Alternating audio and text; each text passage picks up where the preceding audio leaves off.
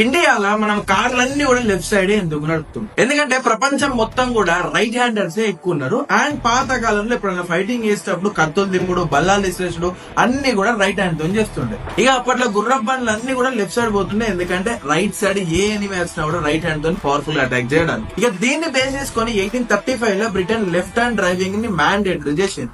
And దీని influence ఉన్న Africa, India, Australia అన్ని కంట్రీస్ వల్ల లెఫ్ట్ హ్యాండ్ డ్రైవింగ్ మ్యాండేటరీ అయింది. ఇక రైట్ హ్యాండ్ సైడ్ డ్రైవింగ్ చేసే కంట్రీస్ అన్ని కూడా ఫ్రాన్స్ నుంచి ఇన్స్పైర్ అయింది.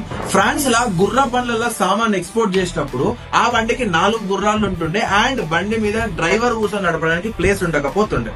సో ఎవరో ఒకరు దాన్ని గైడ్ చేయాలి కాబట్టి 4 గుర్రాలల్లా లెఫ్ట్ సైడ్ లాస్ట్ గుర్రం మీద కూర్చొని రైట్ హ్యాండ్ తోని ఈ 3-4 గుర్రాలను కంట్రోల్ చేస్తుండే.